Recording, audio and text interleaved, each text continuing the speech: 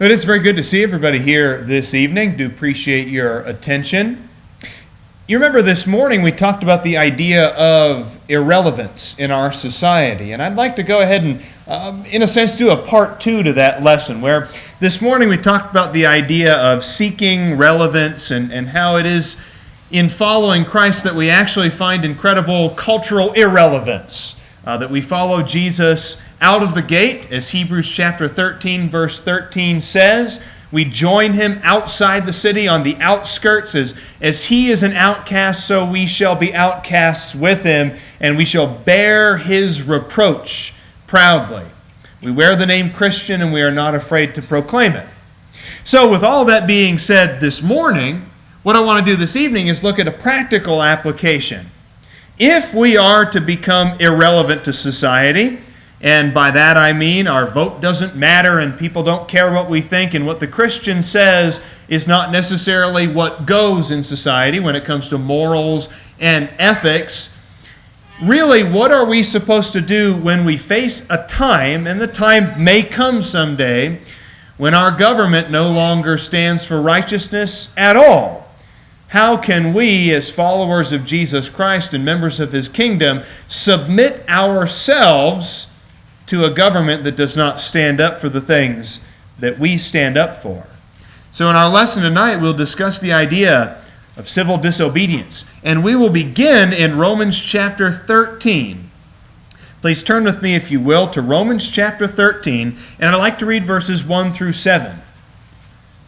Probably the most fundamental text from the New Testament that we could go to talk about the Christian's role in government and the Christian's role in submitting to civil authorities. In Romans chapter 13, notice beginning in verse 1, "Let every person be in subjection to the governing authorities, for there is no authority except from God, and those which exist are established by God. Therefore he who resists authority has opposed the ordinance of God, and they who have opposed will receive condemnation upon themselves." Verse 3, "For rulers are not a cause of fear for good behavior, but for evil.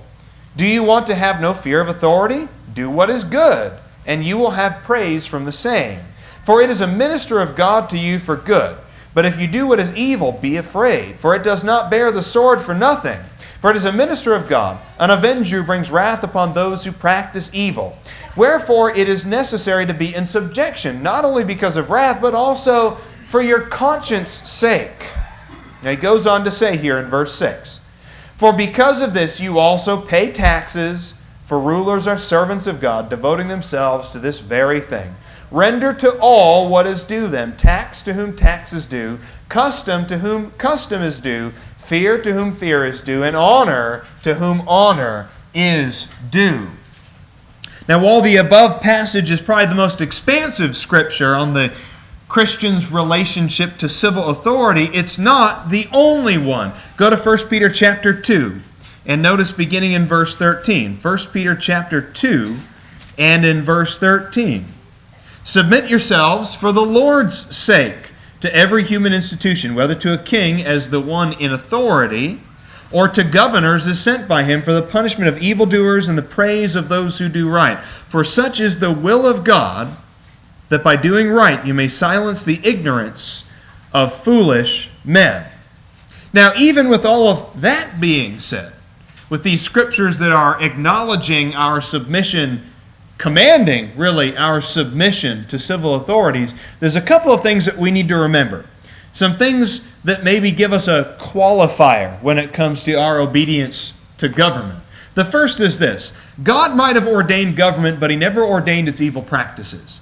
I think we have to acknowledge this idea that God ordained government, but not its evil practices. God is always opposed to evil, corruption, greed, and cruelty, and all of those things go hand in hand with human government at times. God acknowledges this in Deuteronomy chapter 17 in a great passage that predicts that one day the Israelites would have a king ruling over them.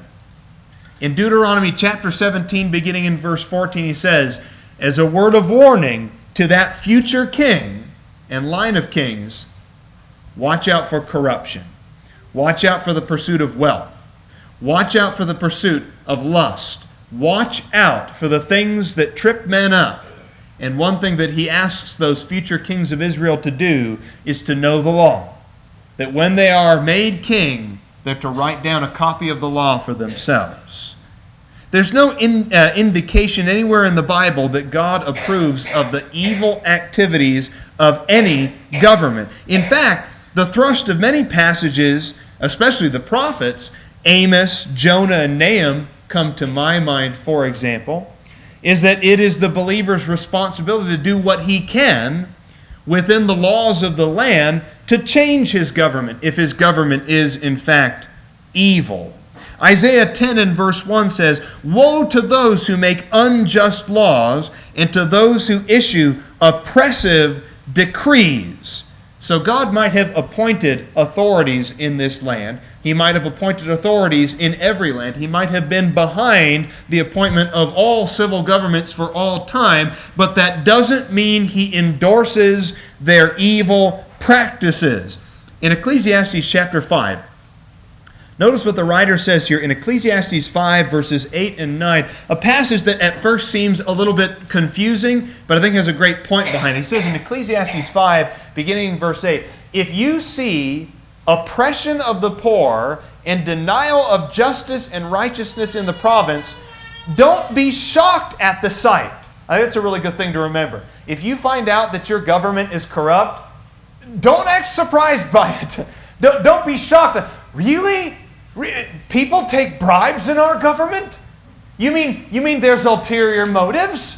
You mean they actually listen to the lobbyists? What? Don't act shocked when you find out that there's denial of justice and oppression and cruelty in our government. Now he goes on to say, one official watches over another, and another official watches over another, and there are higher officials over them. So what he's basically saying is, when it comes to government, everybody wants to get a little piece of the pie. Everybody wants to put their hand in the pot, you know. And for every government official who takes a little off the top, there's somebody over him who wants his little cut also. Don't be shocked by that. People are going to be people, whether they're government officials or not. But he does say in verse 9, here's kind of the qualifier here in verse 9 of Ecclesiastes 5. "After all, a king who cultivates the field is an advantage to the land." Now, that's an odd verse, but most commentators believe that what he's saying there is, it's better to have a corrupt government than to have anarchy. That yes, if you're going to have a king, and yes, you're going to have government, there's going to be corruption. That is absolutely true. It comes with government. But he says a king is an advantage to the land because the king is able to provide a structure within which people can work.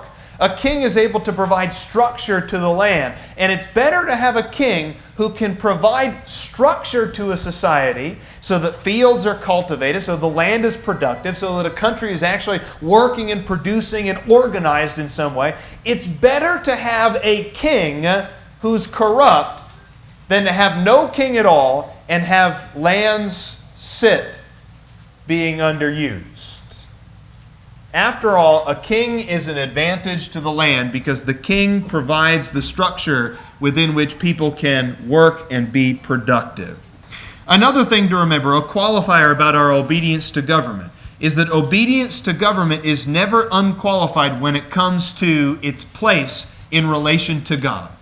That yes, Romans 13 and 1 Peter 2 command us to be obedient and submit ourselves to a government.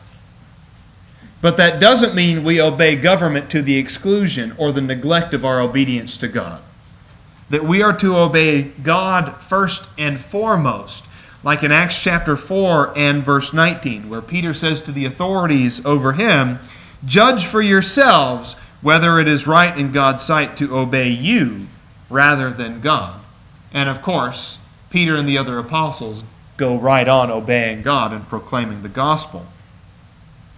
We also do not ever need to obey its evils. In fact, we should never obey evil at all. God never commands us to submit to evil edicts from our governments. So with all that being said then, let's talk about the divinely approved instances of civil disobedience in the Bible. And there are more than you might realize. Let's talk about these for a moment. In Exodus chapter 1, you remember what the command was in Exodus chapter 1, that the Hebrews were overpopulating. They were taking over the land. And Pharaoh is concerned here in Exodus chapter 1 that if there are too many Hebrew slaves being born, that eventually they might overrun the land of Egypt and take over the place. So he commands the Hebrew midwives to kill all of the male Hebrew babies who are born. That is, for all practical purposes, a law that a civil authority put in place. Okay, so we have a case in point now. Okay, what are we supposed to do when a government enacts a law that instructs or commands us to commit evil and atrocious acts? Well, in Exodus chapter 1, as we know from the text, especially in verse 17, that these individuals, the midwives, feared God and did not do what the king of Egypt had told them to do, so that they let the boys live. And as a result of this, the text does go on to say that God took care of them and was very, very kind to the Hebrew midwives. So kind of keep that one logged away in the back of your mind. Another example here. Go a little bit further in the book of Exodus, in particular Exodus 5 through chapter 12, and the entire interaction between Pharaoh and Moses. Moses requests in Exodus chapter 5, "Let my people go so that we may hold a festival to the Lord in the desert." And what's Pharaoh's response? He says in verse 2 of Exodus 5, "Who is the Lord that I should obey him and let Israel go? I do not know the Lord, and I will not let Israel go." Again, that's an edict from a civil authority.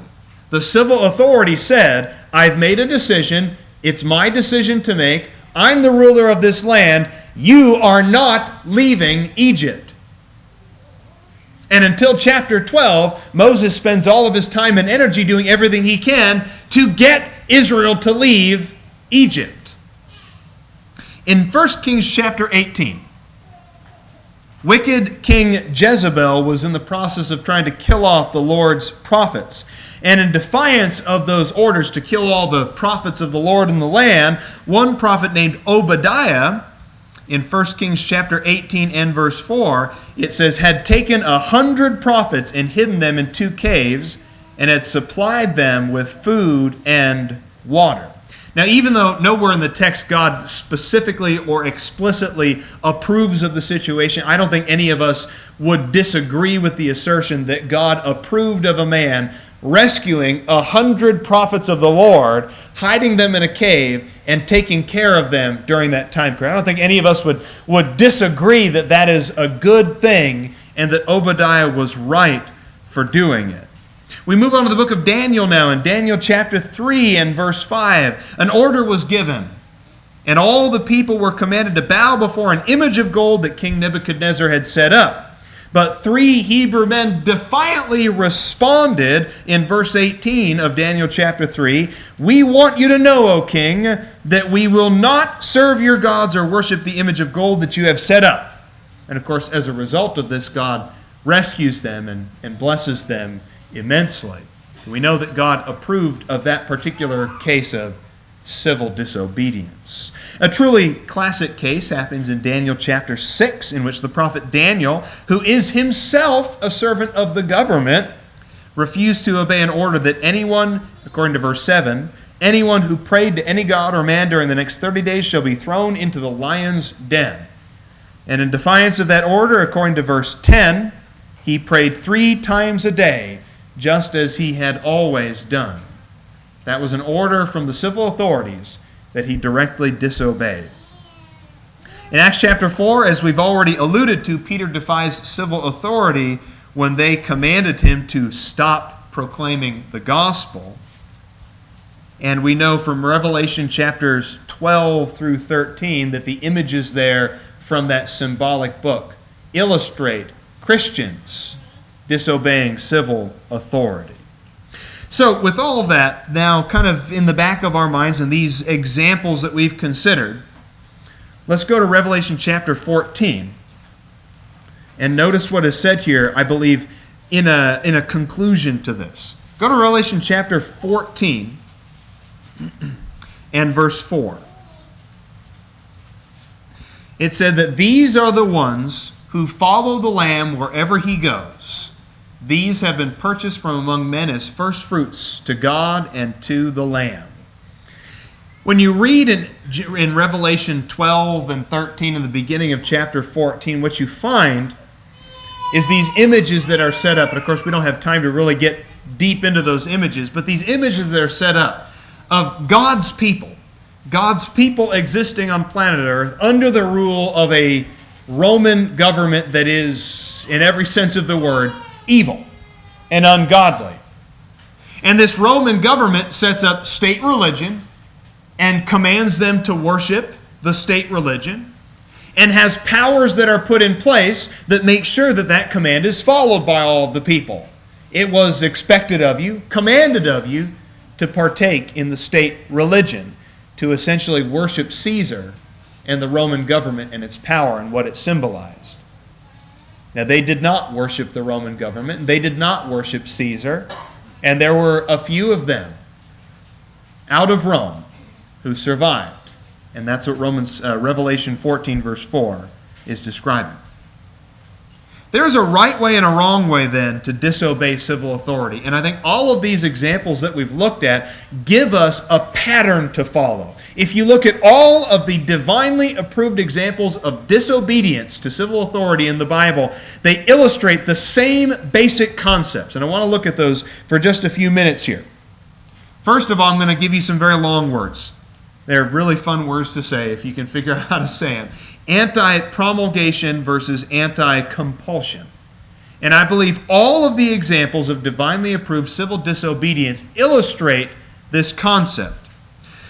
First of all, anti-promulgation is the idea of disobeying civil government when government permits evil or allows evil to happen. That's the idea. Anti-promulgation means that if a government promulgates, which is promoting or decrees something that's evil and allows it to happen, then I'm going to disobey government. Anti-compulsion is the idea of disobeying government only when government commands you to do evil. Do you see the difference there?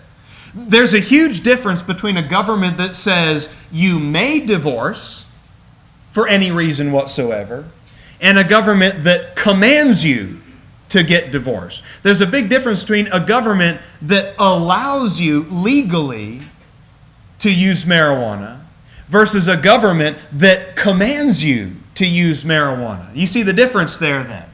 So on one side of it then, somebody would argue, well, I'll disobey civil authority when it allows evil things to happen versus I'll disobey civil authority only when it tries to force me to do those evil things. Again, when you look at all of the examples that we illustrated from the Bible, Daniel in particular, Daniel never argued against the commandment, but he did argue against what it told him to do.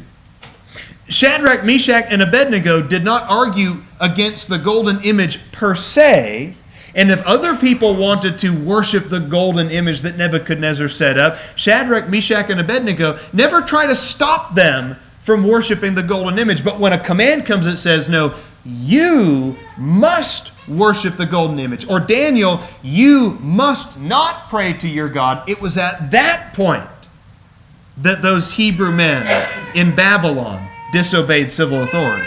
Anti-promulgation says that I will disobey when it announces evil laws versus I will disobey when it compels evil action by law. Anti-promulgation says I'll disobey when it limits my freedom in some way, whereas anti-compulsion says I'll disobey when it negates my freedom altogether. What I mean by that is, and I think there's some examples that maybe we could think of, where government on the one hand that owns property might be able to say, you are not allowed to preach the gospel on government-owned property. I think most of us would accept that, because the government hasn't come in any way to stop me from preaching. It has simply tried to limit my freedom in some way. I can still preach the gospel, just not on government property. But there's a huge difference between government saying you may not preach the gospel on government property versus you may not preach the gospel at all. And that's, again, the difference between anti-promulgation and anti-compulsion. Anti-promulgation says I'll disobey when it is politically oppressive to me whereas anti-compulsion will say, I will disobey when it is religiously oppressive. And the reason why I bring all this up is I just want to illustrate again from these examples from the Bible that all of these Bible examples are promoting an anti-compulsion form of civil disobedience. These examples are not saying anti-promulgation, they're all saying anti-compulsion. When the government compels you by law to do evil, it is at that point that you disobey. But a government that allows evil to exist is not necessarily one that we are expected by God or allowed by God to disobey. So what else do we learn from these biblical examples? First of all, God's people refuse to obey an evil commandment, but in all of these examples, they do not revolt against authority in general. And I think that's an important point to remember. When Daniel or Shadrach, Meshach, and Abednego or Obadiah or Moses, when they disobeyed civil authority, they were not trying to destroy civil authority. They were not trying to tear down civil authority. They were not trying to bring down authority in general. It was specific aspects of civil authority that they had a problem with. So God is not anywhere in the Bible promoting anarchism or the destruction of government or tearing down order in society. That's never anywhere in the Bible. Another point that I notice from these examples is that disobedience is non-violent. In Romans chapter 12, verses 17 through 21, Christians are commanded by God through the Apostle Paul never to take your own revenge. Why? Because God says, vengeance is mine. God will take care of evildoers in His own way, in His own time. And I think it's interesting that right after Romans chapter 12, what's the very next chapter? Romans 13. God tells individuals, never take your own revenge because God will take care of vengeance for you. And in the very next chapter, God introduces through the Apostle Paul the idea of civil authority being God's sword for enacting vengeance in the world. So when Shadrach, Meshach, and Abednego, Daniel, when all of these men practice civil disobedience, it is non-violent civil disobedience that they practice. Believers always calmly accept the punishment for their civil disobedience as well. If they did something wrong, if they actually broke a law, if it was right by the law for them to go to prison, they accepted it. They accepted it. You notice that when Daniel chose to pray to God 3 times a day, and they came to take him to the lion's den, Daniel did not fight them. He didn't struggle. He didn't try to run away. Shadrach, Meshach, and Abednego were the same way. They did not put up a fight. They disobeyed civil authority because they believed God's authority was higher. And if civil authorities were going to kill them, well, that was what it was. Sometimes it's just best to flee. Sometimes it's just best to flee. I think we forget about that sometimes.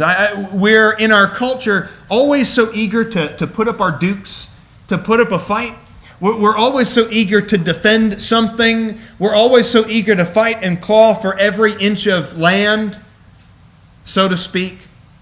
Sometimes it is just best to flee. Sometimes it's just best. When you're Israel and you're in Egypt, and Pharaoh has enslaved you as a people, and it is God's expectation for you to move on, sometimes it's best just to move on. It's best to get out of Egypt and go where God wants you to be.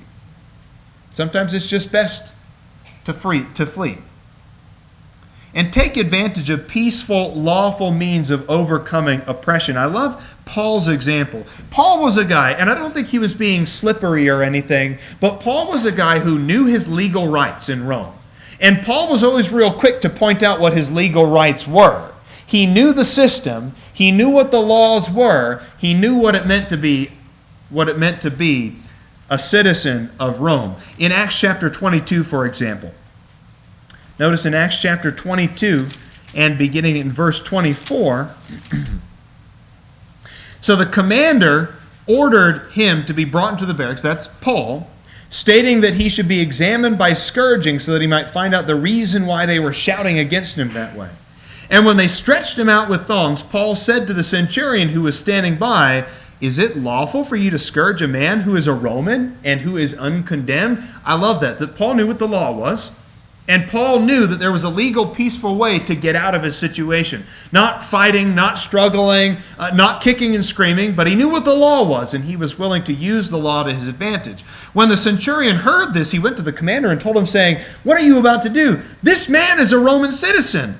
And the commander came and said to him, "Tell me, are you a Roman?" And he said, "Yes." He was a Roman citizen. And he knew what his rights were. And I think we also have to know what the laws are. Those laws are put in place not just so that evildoers can take advantage of them, but so that Christians can also know what our place in society is. And there's a lot of laws. Yes, there's a lot of laws that allow evil people to do evil things. There's a lot of laws that allow evil people to get away with things that we would deem to be immoral and condemnable sins. But you know what? There's also a lot of laws that protect us. And let's not forget that. There's a lot of laws in this country that protect us as well. And we need to know what those laws were. Another good example, in Acts chapter 25, verses 8 through 12, Paul makes a legal appeal to Caesar in his case. He knew what the law was, he knew what provisions there were in the law, and he knew that the best thing, the right thing, and the thing that God had decreed by prophecy was to get himself to Rome and make an appeal to Caesar directly. But what about revolution?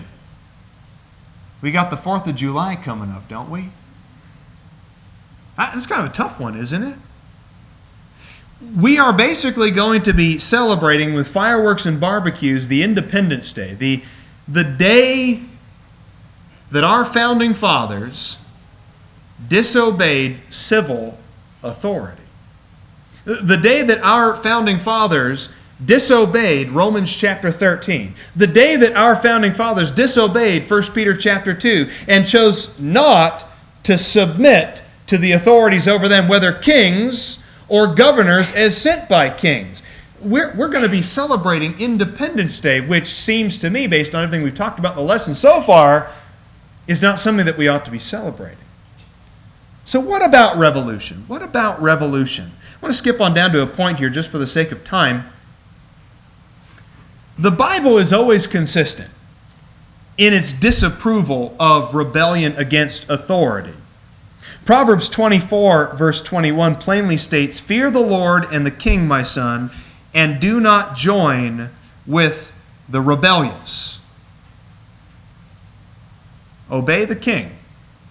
Don't join in a rebellion.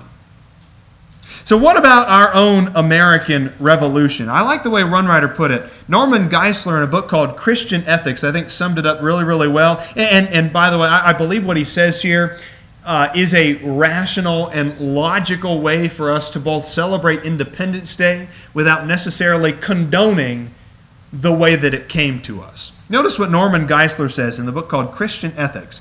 "It's understandable that everyone would like to believe that the revolution in this country was just, even if those in other countries are not.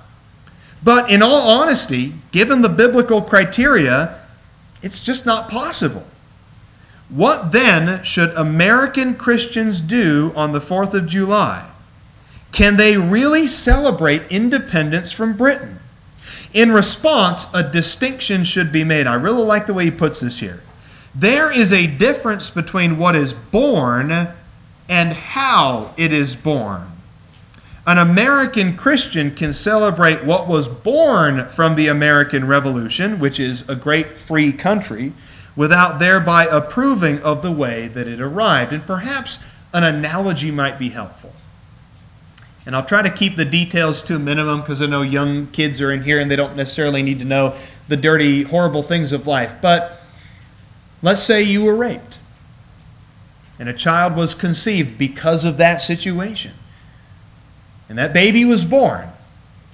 And that baby was the light of your life and the apple of your eye. And you loved that child every single day of your life. You loved that child dearly. And every single year, you celebrate that child's birthday. Now, did you approve of the way that that child was conceived? Of course not. Nobody approves of that. Nobody approves of that situation. And yet, can you take comfort and joy in what was produced out of a situation that you do not necessarily approve of? To me, I think that's a good analogy for thinking of this. As we understand it from the Bible, I don't think that it would be right for us Christians today to participate in a rebellion against civil authority. And yet, can we look at what was born out of the American Revolution? Can we look at that and say the result of that, even though we might not have been able to participate by conscience in that activity, can we look at what was born from it and see that God does work in ways that we don't always understand, that God works through rebellion, that God works through anarchy, that God works through the overthrow of governments, that God even works through evil dictators like the Roman Caesars in the first century, that God's power is over all human authority. And can we look at what was born out of the American Revolution and feel extreme gratitude for that? I am grateful for this country. I am incredibly grateful for the freedoms and the liberties that we enjoy, even though I do not believe, based on what the Bible says, of submission to civil authority, that we ought to participate in a rebellion ourselves today. I appreciate the condition in which I live now. And I think today, in our situation, we need to take full advantage of what is before us, which is our freedom to worship and our freedom to proclaim the gospel. Remember something. In the first century, Rome was not America. Rome did not have a Bill of Rights. Rome did not have extensive freedoms that were extended to all of its citizens. Roman citizens didn't vote. There was no suffrage. People were owned as slaves, and the Caesars did whatever they wanted. And yet it was under that civil authority, an incredibly inferior civil authority to our own government. It was under that civil authority that Paul says in Romans 13, and Peter says in 1 Peter 2, to submit and to obey. Now that might be a tough lesson for us to follow. It might be a difficult thing for us to grasp, and that might not always be easy. When you couple tonight's lesson with this morning's lesson, the idea of feeling irrelevant in our culture, that who I vote for doesn't end up getting into office. The laws that I vote for, the right, the moral thing, doesn't end up becoming put into law. It might be very hard for us to accept our place in a society that wants us on the outskirts, that wants us alienated, a society that wants us marginalized. But based on the New Testament and other passages, I believe it is still a civil authority that God has enacted. And we should submit to that authority, as long as we can submit in a way that I believe is consistent with all of the examples and the lessons that we looked at in our sermon tonight. Now, if you're not a Christian here this evening, I want to encourage you to think about something. You have citizenship in this country, in this world, in this life, for a very short time. You get to be an American citizen for just this life. But God promises you, through Jesus Christ, a citizenship in a place that is so far beyond this realm, so much more beautiful, so much more unimaginable. A land where Jesus is the light, where He is the sun, where there is a river of life that flows. Trees grow on either side that keep life sustained there for all eternity. A place where there is a sea of crystal white glass, and at the center of it all is the Almighty One sitting upon a throne. We shall worship Him for all eternity. We shall share fellowship with all the saints. And God offers you citizenship in that country right now. This is a great country, but it's temporary. And it sure is small compared to the country that we really want to live in. Stop making excuses. Stop denying the gospel message and listen to what Jesus says. In Mark 16, verse 16, he who believes and is baptized shall be saved, but he who does not believe shall be condemned. So if you'd like to respond to the invitation, then I encourage you to please come forward as we stand and sing.